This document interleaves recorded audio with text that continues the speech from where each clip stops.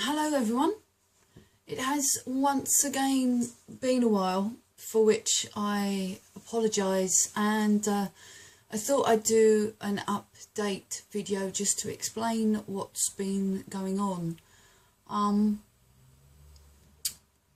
This isn't going to be the happiest video in the world, so if you would rather skip across this one, please feel free.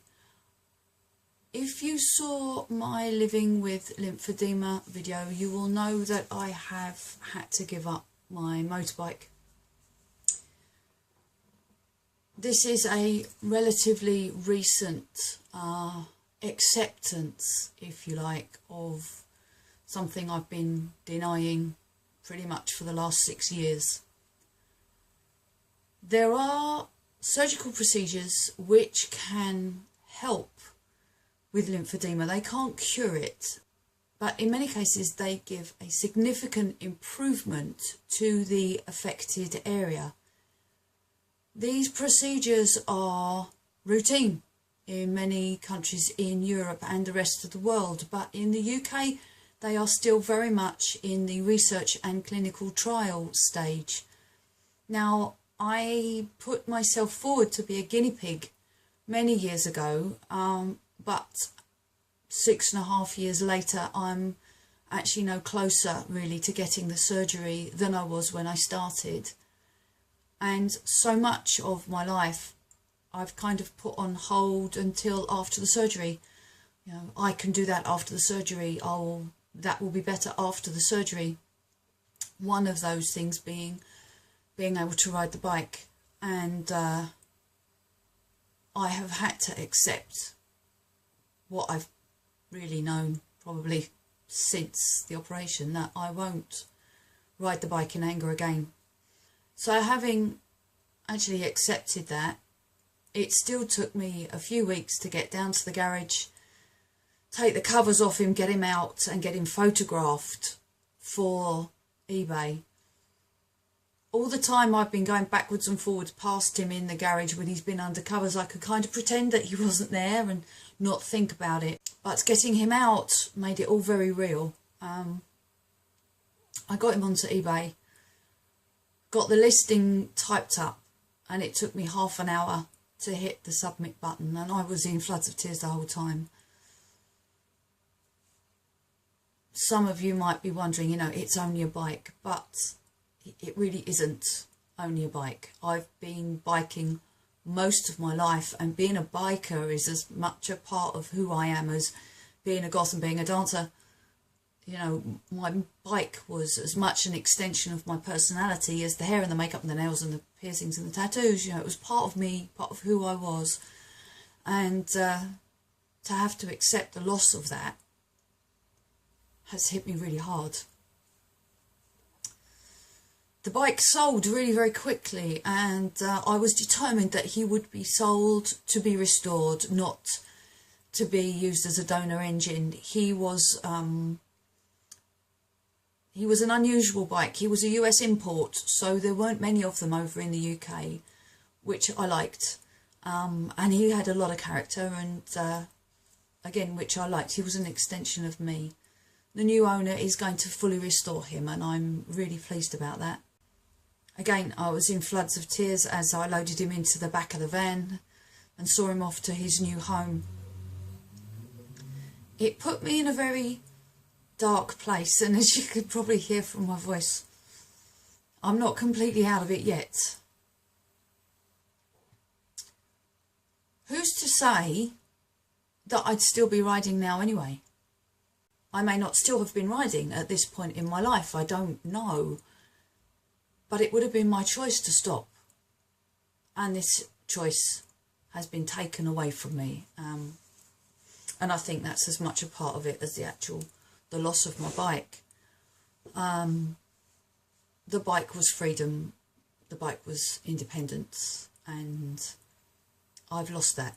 I'm reliant on other people. I can drive, yes, and I have a car, yes. But I am limited to 2 hours a day. Really, realistically, without it actually having a very negative impact on my leg. I've got lots of friends who have very kindly offered to take me anywhere I want to go, either on a bike or in a car. Well, I wouldn't go pillion on a bike anyway because I'm such a control freak. I just, no, I wouldn't do that. And go anywhere in a car, there's the chance of you being a slave to the traffic. And even if all the roads are clear, I'm still relying on somebody else. I have to take them into consideration. I can't just get up in the morning and say, right, that's it, I'm going, and be out all day in a car. If I've got to be limited by the person who is coming with me, they may not want to stay out all day, or they may not want to go where I want to go to, or whatever. So that loss of independence and freedom has hit hard as well. We will also be selling hubby's bike, but hubby got his bike so that he could learn to ride and ride alongside me, and he's already said he won't ride without me. So we're getting rid of his bike. There's no point keeping it, but neither of us have any great emotional attachment to that bike. It's just a bike, whereas Fenrir was my bike, and yeah, he meant an awful lot to me. Hubby suggested that as a way of kind of lifting me up a little bit, I should get myself a new car. I have had Minis in the past, proper Austin Minis, not these BMW things with mini badges on the front. And I love them. They're great. They're quirky and they've got lots of character, and they were so much fun, and there's a great community and camaraderie within the Mini owners world. But they're money pits. They really are money pits. And with the two that I've had, I ended up throwing good money after bad trying to keep them on the road. So for the last 2 years, I've had a Corsa. And there's nothing wrong with it. You know, it stops, it starts, it goes around corners. Hubby was rather fond of the 5-speed gearbox. Yeah, great, but it was just a car.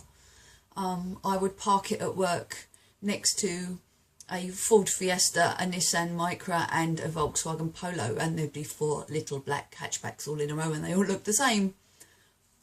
I don't want to look the same. I don't want to be the same. So I took hubby's advice, and with the money that I got from my bike, I decided that I would have a look round for a more quirky individual kind of car. And I settled on a PT Cruiser. There aren't that many of them over here, and it's a nice looking car, and I thought it would be, you know, something there that could express my personality in a similar way to my bike. So I spoke to someone who had one, and he advised me what to look for and what to avoid. I went onto eBay and found a few. We weighed up the pros and cons of the various cars on offer and eventually settled on one of them, went off for a test drive, and as soon as I saw the number plate, I knew that the car was mine. So I put the money down and we brought Kid Chaos home, and I was very pleased with myself. I had a swanky new car. It wasn't new, it's 12 years old, but it's the nicest, best car I've ever owned. It's the limited edition, it's the top of the range, it's all the bells and whistles, it's so nice. I was absolutely chuffed. At the end of my little terrace, there is a school. And at the moment, the school is having quite extensive building work done, and there are delivery trucks and lorries coming and going all day. I live in a little residential street. They're quite narrow and there's parking on both sides, and some of the delivery trucks have had quite a squeeze to get past. So this one particular morning, a delivery lorry comes out of the school, one of these things with the grabby arm thing on the back. He says he swerved to avoid a moped. I just think he misjudged the corner. Either way, I went out to go to work to find this waiting for me.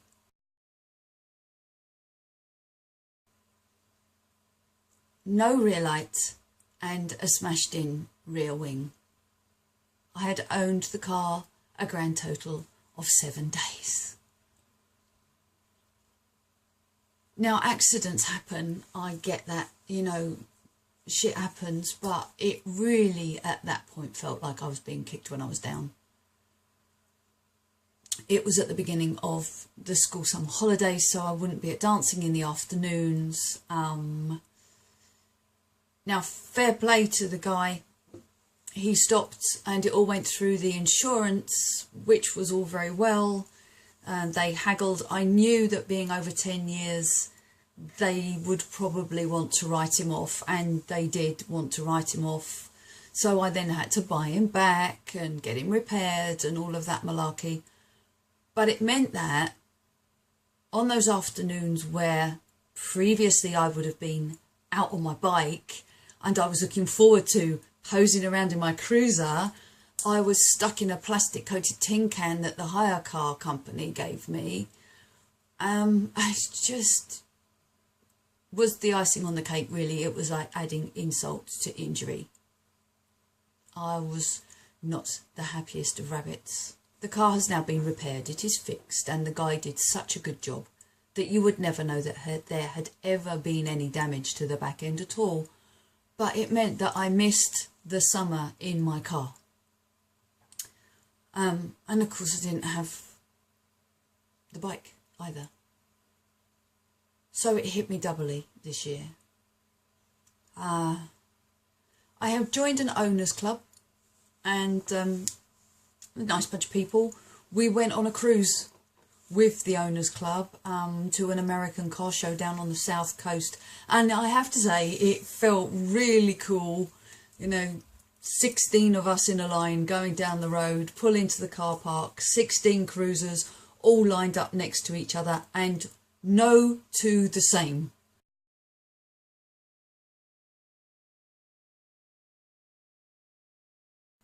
Which is very cool. I really like that about the cruisers. Owners tend to sort of go slightly bonkers on the customizing with those things, so there were no two cruisers exactly the same. I am planning Hot Rod Flames, and I am planning a Chaos Star on the back because, well, you know, he's Kid Chaos, so why not? So that kind of gave me a bit of a lift and has given me a bit of a boost, but I still am struggling, if I'm honest, to get over the whole loss of the bike. I'm much better than I was, and I'm enjoying driving the car. It is an automatic. It also has cruise control, which makes life a lot easier for me. If I'm on a main road or a motorway, I can set it to the speed limit and take my foot off the accelerator because it's my right leg that's affected, and it was sitting with my leg on the accelerator for any length of time that would used to just do me in. So being able to take my foot off the accelerator means that I can move the leg around. It gives me a little bit longer, not much to be fair, but it does give me a little bit longer behind the wheel, and I am enjoying driving him. But again, I'm still restricted to how long I can drive, and that's unlikely to change. I have been buying. I've had some nice things out of the charity shops of late, so now I'm in a better headspace. I will be doing a haul video for you, hopefully not too distant future. Thank you for coming back to me. Thank you for your patience, and I hope to see you all again very soon. Until then, take care. Bye.